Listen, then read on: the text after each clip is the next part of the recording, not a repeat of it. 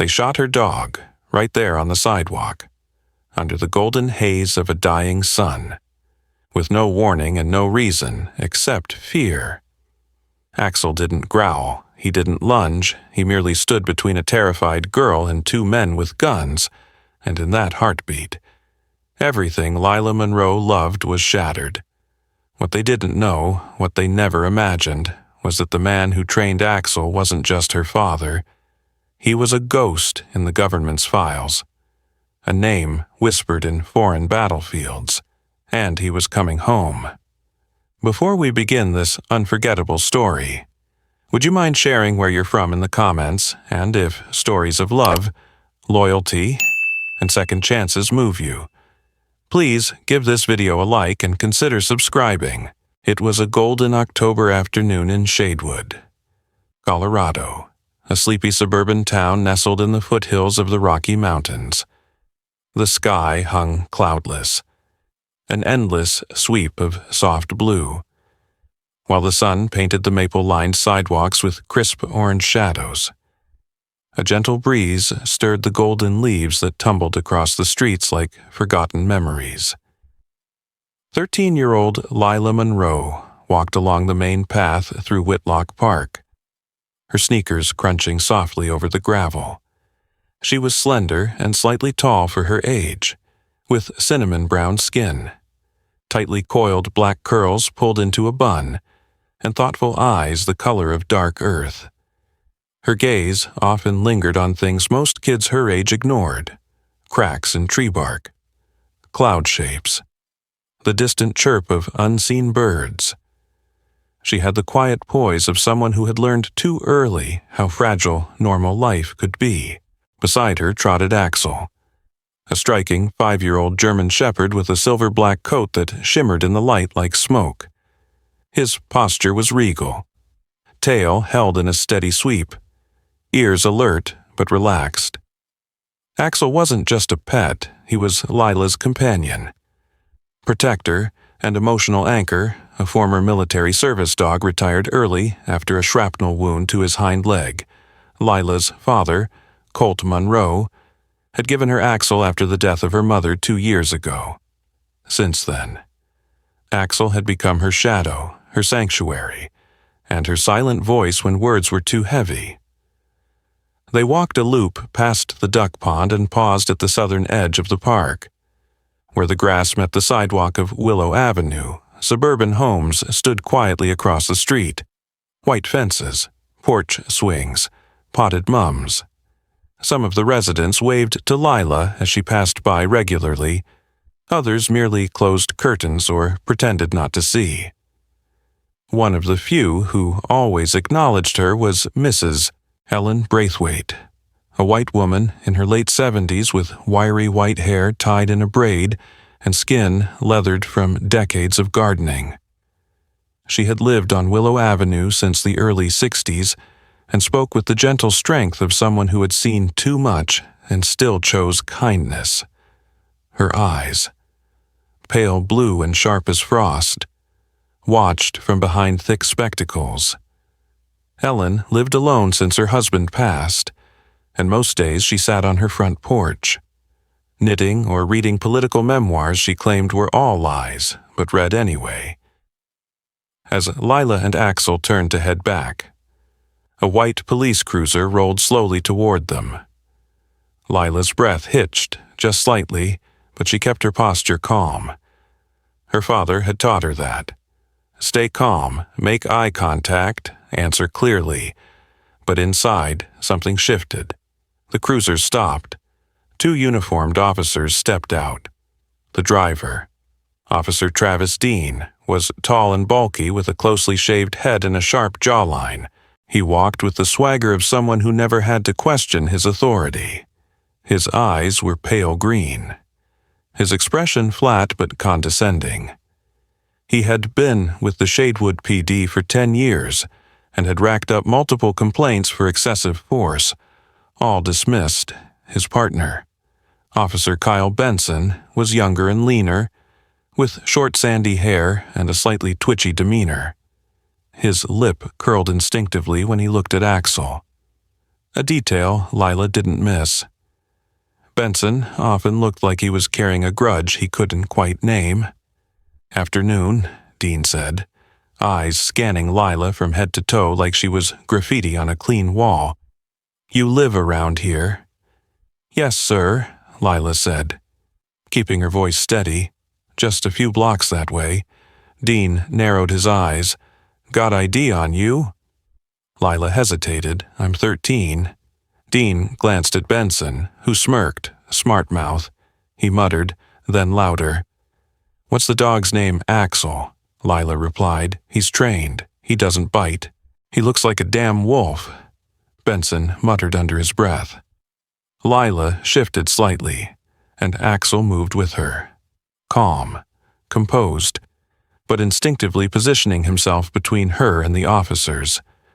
Dean noticed. "What's he doing?" Dean asked, his voice sharpening. "He's protecting me," Lila said. Tension creeping into her words, like he was trained to. Dean stepped forward. "That dog needs to back down. He's not doing anything," Lila said, heart thumping. "He's just standing." Axel's stance didn't change, head slightly lowered. Ears forward, gaze alert, no growling, no aggression, just a protective line in the sand. "He's about to lunge," Dean said suddenly, his voice loud. "Get back." No, Lila shouted. The gunshot cracked the air like lightning. Axel dropped to the pavement without a sound. His body collapsed in slow motion. Eyes still fixed on Lila as crimson bloomed across his side. For a moment, the world stopped.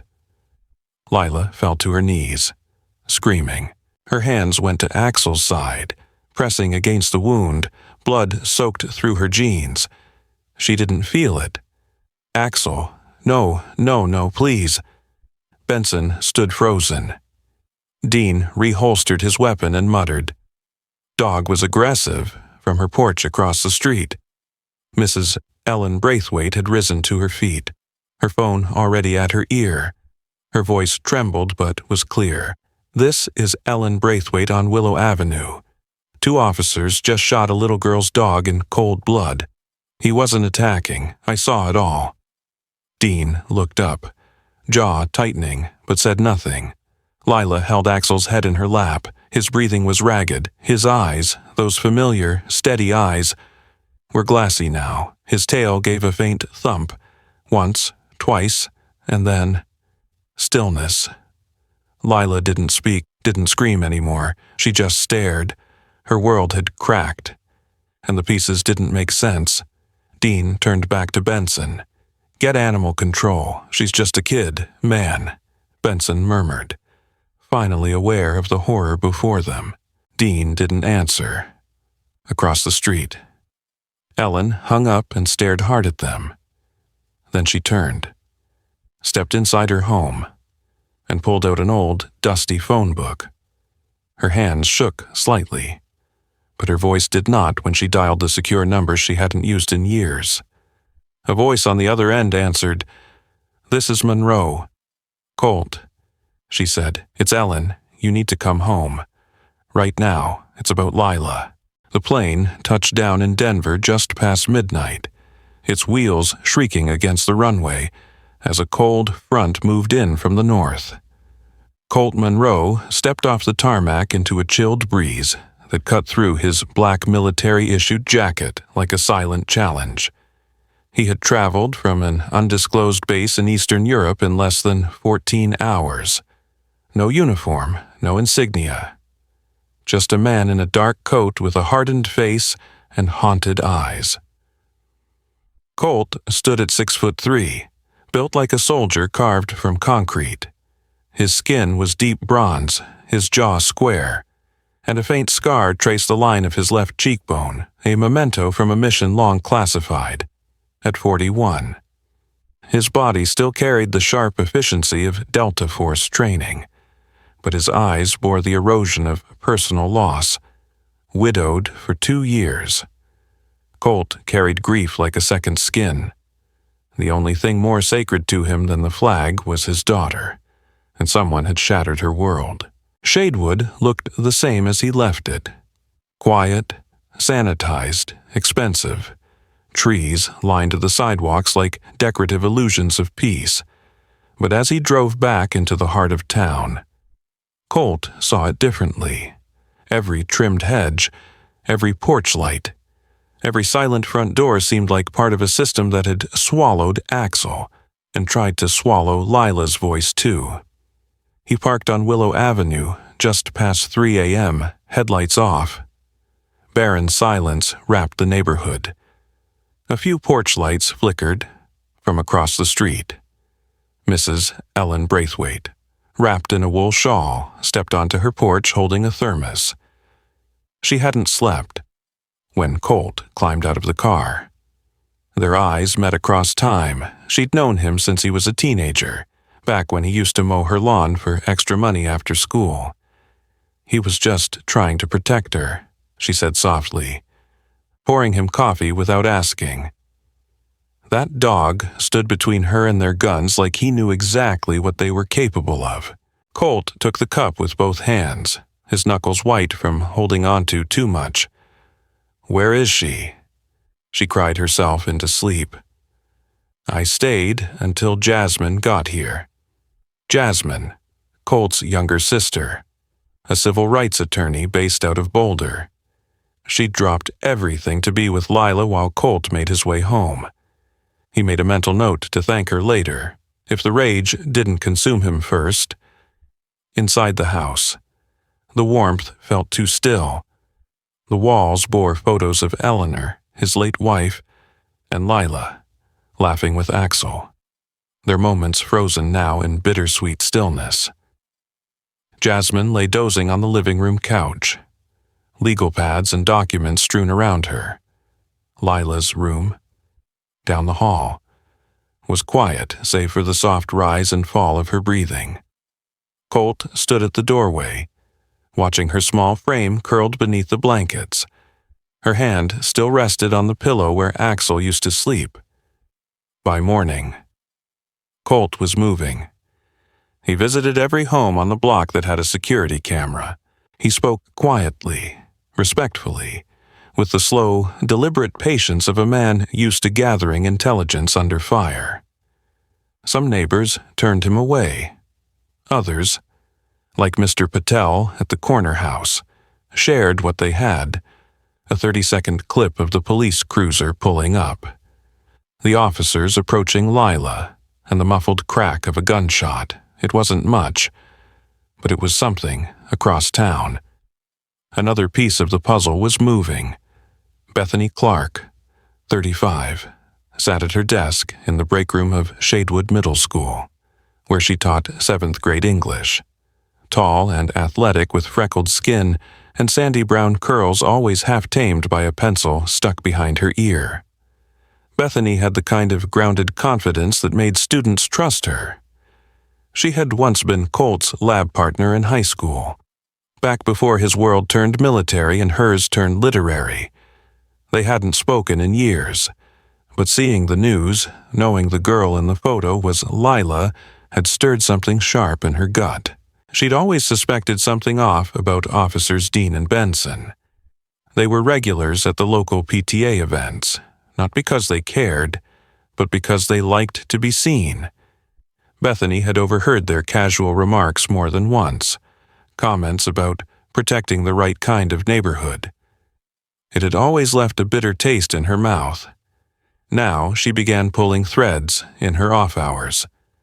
Bethany visited the town hall, requesting public records under the Freedom of Information Act. Complaints, stop records, community patrol meetings. She dug into a local group that had gained traction quietly over the last year. Shadewood Watch, a so-called neighborhood patrol program that blurred the line between civilian oversight and unspoken intimidation. And at the center of its activities, often listed as liaison officers, were Dean and Benson, back at the Monroe house. Colt compiled what he had. Footage from 3 houses. Ellen's eyewitness statement. A few shaky phone videos shared on local community forums. It wasn't enough for formal charges. but it was enough to open a formal review. That night, Jasmine returned with documents and contacts. "Internal affairs won't move unless forced," she said, her voice tired but defiant. "But there's one way to escalate. Leak it to someone who can't ignore it." Colt stared at the stack of files. "I'm not looking for a story, I'm looking for justice." Jasmine nodded. "And sometimes they're the same thing, just after midnight." Bethany knocked on the Monroe door. Colt answered with a stern gaze that softened only slightly when he recognized her. "Didn't expect to see you again," he said. "You weren't easy to forget." She replied, "I have something you might want to see."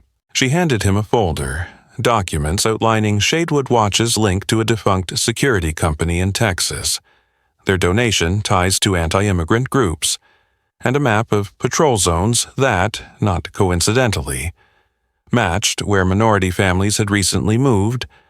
She also had a photo, Dean posing with a few community leaders in military surplus gear, with the caption, "Protecting Shadewood's Future." "This isn't just about Axel," she said. "They're building something ugly, and I think no one's paying attention." Colt looked down at the folder. Then back at Bethany. "They're wrong," he said. The morning fog still clung to the sidewalks of Shadewood like an old regret, as Colt Monroe sat on his front porch sipping coffee laced with calculation. The house was quiet. Lila was at her Aunt Jasmine's apartment downtown for a few days, giving Colt the space and time he needed. His eyes moved from tree to tree, from every car that passed to every shadow between fence posts. He wasn't looking for peace. He was looking for a mistake inside the house. The transformation was nearly invisible to an outsider. It looked no different from any single-parent home. Modest, lived in, with framed photos lining the hallway and a faint smell of coffee and oak. But Colt had spent the last 48 hours turning it into a surveillance nest. High-resolution pinhole cameras were embedded above door frames, behind a bookshelf, even in the base of a lamp by the front window. Each one was wired to a secure hard drive concealed in a false floor panel in the basement. He wasn't just expecting trouble, he was inviting it. By noon, the bait had been laid. He drove to the local gas station where Officers Dean and Benson routinely lingered off duty. Leaning against their cruiser like self-appointed kings, Colt approached on foot, wearing a plain black t-shirt that hugged his frame and jeans that still held a faint layer of dust from his time abroad. Dean spotted him first and straightened.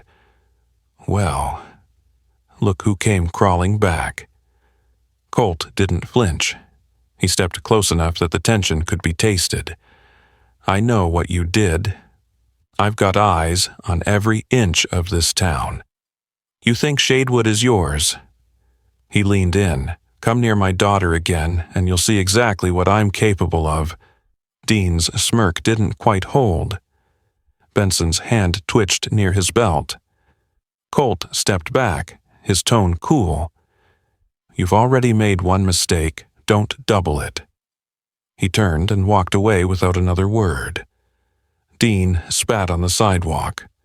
"He wants a fight." Benson looked uncertain. "He's baiting us," Dean sneered.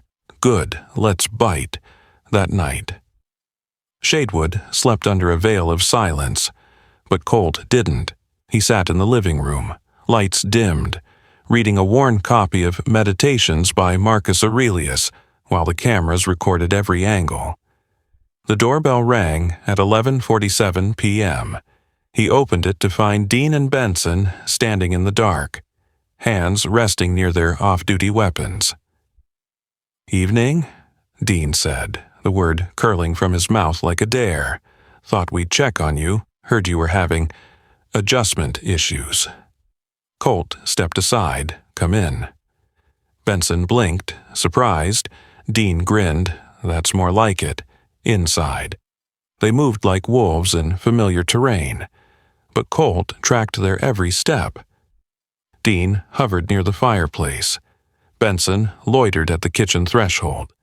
Their eyes scanned the room, looking for openings. They found none.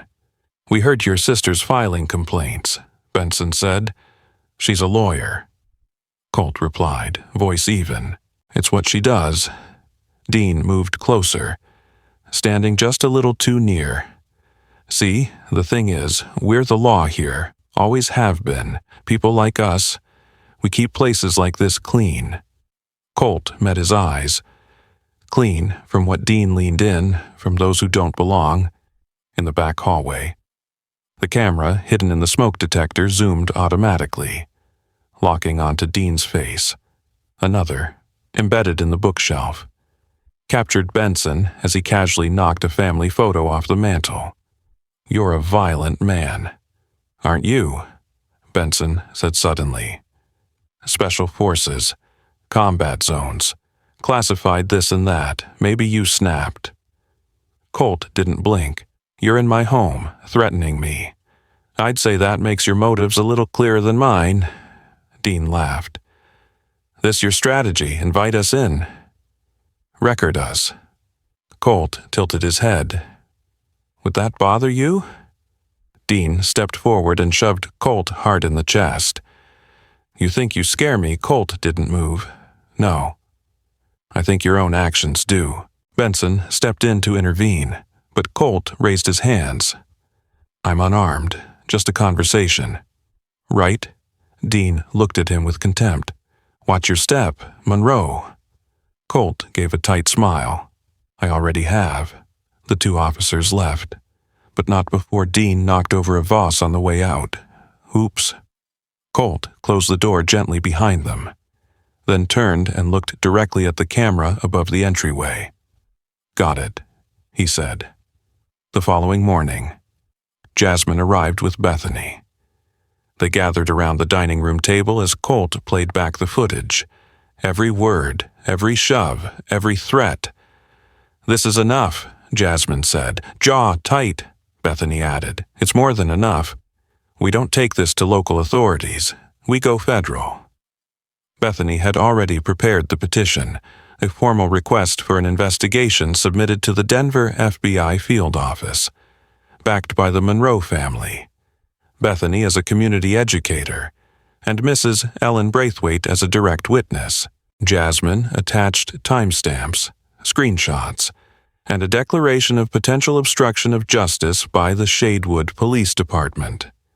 Later that day, Bethany met with an old college friend, Avery Kim, a 32-year-old administrative assistant at the Federal District Court in Denver. Avery, petite with shoulder-length black hair and an encyclopedic knowledge of case law, had once helped Bethany file a suit for a migrant student unfairly expelled. She now agreed to fast-track the Monroe file to the FBI's Civil Rights Unit, as Colt watched the video files upload to secure cloud storage. A strange calm settled over him. He wasn't a soldier now. He was a father, and this was his battlefield. The wind swept through Shadewood that morning with a restless edge, as if even nature had grown impatient.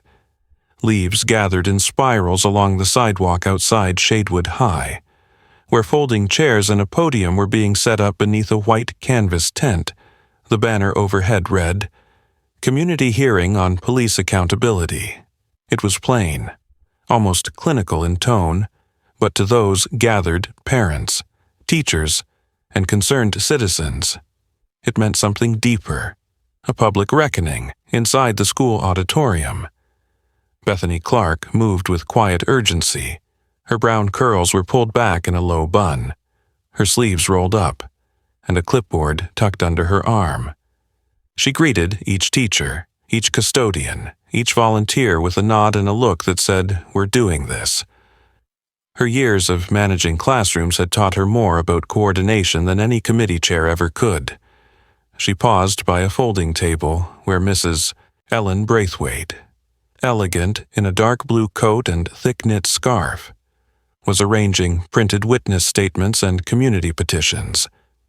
Ellen's voice, when she spoke, still held the calm authority of someone who had once marched in Alabama and refused to forget what that meant. "You've done good, Beth," she said without looking up. Bethany offered a faint smile. "Let's hope it's enough." Meanwhile, across town, Colt Monroe sat on the edge of his daughter's bed. Lila had barely spoken the night before. Her grief had turned inward in the days since the confrontation in their home, but this morning, she sat beside her father, dressed in a clean white blouse and jeans, her curls brushed out and tied back with a simple blue ribbon, the same color as Axel's old collar. "Are you sure about this?" Colt asked. Lila nodded slowly. "I want to speak." She didn't smile. She didn't need to. Outside, Jasmine waited in the car, her expression tight behind her glasses. Colt helped Lila into the back seat, then slid in beside her. The streets of Shadewood rolled past. Familiar but strange, homes painted in calm tones, flags fluttering on porch poles, wind chimes singing over gardens that masked quiet fear. When they arrived, the tent area was already crowded. News vans from Denver had parked along the curb, their satellite dishes aimed skyward like radar dishes tuned to justice. The crowd buzzed with tension. Protest signs waved above heads. "Justice for Axel. Protect our children. Badges aren't shields." Jasmine checked them in at the moderator's table while Bethany approached with her calm. "Teacher's smile. I saved her a seat near the front." She said, "Thanks," Colt replied, nodding. "You did this." Bethany's smile flickered. "We all did. But you gave it weight." One of the last to arrive was Reverend Thomas Granger, a tall, silver-haired man in his early 60s with a steady baritone voice and deep-set eyes that always seemed to carry storm clouds behind them. He wore a charcoal suit and a plain white collar, and when he took the stage as moderator, the crowd hushed out of habit, not instruction. Reverend Granger was the kind of man who had spent his life walking the line between community faith and political fire. Years ago, his own son had been harassed by police outside a bookstore. He hadn't forgotten. He opened the hearing with a short prayer, not religious, but human. "May we find courage in the truth and strength in each other." Then the testimonies began.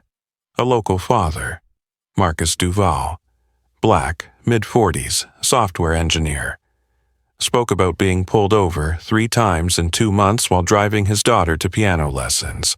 A white mother named Kelsey Robbins, petite and firm-voiced, testified about seeing her Hispanic neighbor questioned aggressively just for watering his lawn after dark. The accounts grew louder, sharper, the tension palpable. Then it was Lila's turn. She walked up to the microphone, her small frame dwarfed by the podium. The crowd shifted, the cameras tilted. Colt stood at the edge of the tent, barely breathing. Lila looked out across the sea of faces, some kind, some skeptical, and spoke into the microphone with the quiet clarity of someone who had nothing left to lose. "My name is Lila Monroe. I'm 13. Axel was my dog. But he was more than that. He was trained to help me because after my mom died, I couldn't sleep. I couldn't talk to people. He helped me feel safe again." Her voice didn't tremble. "When those officers stopped me, I was doing nothing wrong. Axel didn't bark. He didn't growl. He just stood in front of me, and then they shot him. I screamed. I tried to stop the bleeding like my dad taught me, but it was too much." A pause, a silence that pulled the wind out of the tent. "He didn't die protecting me. He died protecting this town from who's supposed to protect us." The tent erupted in a hush so heavy it felt like snowfall. Even the reporters lowered their cameras for a moment. Bethany wiped at her eyes. Ellen held her hand over her mouth. Colt, off to the side, closed his eyes and let a single tear slip down his cheek. The next speaker never even made it to the mic. The crowd had already chosen its side that night. The footage went viral. National outlets replayed Lila's statement on the evening news. Hashtags surged across platforms. Justice for Axel. Lila's voice, beyond the badge. Local politicians began issuing cautious statements. Even the mayor, Terry Culver, a rotund man with a salt and pepper beard and a track record of dodging controversy, publicly called for a full and independent review. Colt sat on the porch with Jasmine and Bethany that evening, watching the online response on Bethany's tablet. "This is only the beginning," Jasmine warned. "The backlash will come too." Bethany nodded. "But it's the first time they don't control the narrative." Lila stepped outside then, barefoot, holding a faded photo of Axel in her hand. She didn't say anything. She just sat between them and leaned her head against her father's arm. The fight wasn't over, but for the first time, it felt winnable. The frost came early that November, icing over the rooftops of Shadewood before sunrise. Colt Monroe stood by the kitchen window, fingers wrapped around a chipped ceramic mug, steam curling in front of his face. Outside, the yard looked still, clean but not innocent. His eyes lingered on the spot near the garden where Axel used to lay each morning, basking in the sun like a quiet guardian. That patch of earth had turned pale and empty, a reminder more than a memory. Inside the house, Lila was packing her backpack for school. Her movements were quiet, almost ritualistic. Zip, fold, tuck, but this morning, something was different. She wore a small smile, fragile but real, and her eyes met his when she said, "After school, can we go today?" He didn't ask what she meant. He just nodded. 1 month had passed since the community hearing, since Lila's words had lit a match that even the town council couldn't extinguish. In the weeks that followed, the Federal Civil Rights Division, working with the FBI, had formally charged officers Travis Dean and Kyle Benson with willful violation of civil rights under color of law, intentional harm of a certified service animal, and racially motivated abuse of authority. The charges had sent shockwaves through the state. National coverage continued, but Colt had refused every interview request. No cameras, no spotlight. He had fought wars in silence. He would heal in it. 2. The legal case was now being handled by Assistant U.S. Attorney Rachel Ortega, a Latina woman in her early 40s known for her sharp legal mind and a record of prosecuting federal corruption cases. Ortega, lean and sharp-jawed with a smoky voice and no tolerance for politics, had grown up in Albuquerque where her father was once pulled from his car by police while she sat watching in the back seat. That moment had shaped her life. "This case isn't just about the officers," she'd told Colt during their first phone call. "It's about the system that allowed them to exist unchecked." Colt respected that. She didn't speak in headlines, she spoke in purpose. Meanwhile, Shadewood was shifting. Reverend Granger's Community Coalition now met weekly. Bethany had launched a civic literacy program at the school, focused on justice and responsibility, and Mrs. Ellen Braithwaite, stoic as ever, had been invited to speak at the state capitol, where she told a room full of legislators that age has never excused silence, but at home. Colt watched Lila. He watched the way she sometimes paused at the hallway corner where Axel used to wait for her, the way she touched his empty food bowl when she thought no one was looking, the way she still slept with the old leash under her pillow. He knew grief didn't end. It only changed shape. So when she asked to go, he said yes. The Shadewood County Animal Rescue Center was set on the edge of town, past a bend in the highway where the landscape opened into wide, frost-bitten fields. The center itself was modest, a brick building with green trim, chain-link play yards, and a mural of painted paw prints that wrapped around the eastern wall. Inside, they were met by Kimber, a short, plump woman with gray-streaked auburn hair pulled into a messy bun, and a personality warm as flannel. Kimber had worked at the rescue for 17 years and had seen everything, from abandoned litters to abused seniors. Her love for animals ran so deep it softened her voice when she spoke to people. "You must be Lila," she said gently. "I heard you might come by." Lila nodded, her hands clasped behind her back. "Well, I think we've got someone who's been waiting just for you." She led them through the kennels, passing dogs of all breeds and sizes, some barking, some curled in corners, and then, in the last enclosure on the left, was Nova. Nova was a young German shepherd, barely a year old. Her fur was darker than Axel's, a deep sable black with hints of mahogany around the chest and paws. Her eyes were bright, alert, but not wild. When she saw Lila, she didn't bark or jump, she just stood, tilted her head, and wagged her tail once. She was dumped on the edge of a state park. Kimber said, probably bred for security, but too gentle for guard work. The vet said she's healthy, just under-socialized, but smart, very smart. Lila stepped closer to the kennel gate. Crouching low, she held out her hand. Nova padded forward slowly, then placed her paw, delicate and hesitant, on Lila's palm. It wasn't fireworks. It wasn't a grand moment. It was quiet, but it was enough. By the time they returned home, the afternoon sun had melted most of the frost. Colt opened the back gate and let Nova explore the yard. She sniffed the grass, circled the bird bath, and barked once at a plastic flamingo. Lila laughed, just a soft giggle, but it broke the stillness that had wrapped her for weeks. Later, Colt found her lying on the front lawn. Nova curled against her side. The sun dipped low, painting their silhouettes in gold.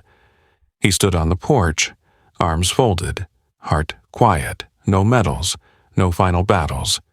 Just this, not peace. Exactly, but the beginning of it, in the quiet unfolding of Lila and Colt's journey. We are reminded that justice is not always swift, and healing is never easy, but in the silence between sorrow and strength, something sacred grows. A child's voice can echo louder than a courtroom. A loyal dog's sacrifice can awaken a town, and in the darkest moments, when the world seems cruel and broken, a new beginning can arrive not with thunder, but with a quiet paw resting in your hand. Perhaps that is where God's miracles truly live, not just in parting seas or fire from the sky, but in the courage to stand up, in the grace to forgive, and in the love that helps us try again. Let this story be a blessing for anyone who has ever felt unseen, unheard, or forgotten. If you believe that justice, love, and second chances are part of God's plan, then let your voice be heard. Comment Amen if this story moved your heart. Share this story with someone who needs hope.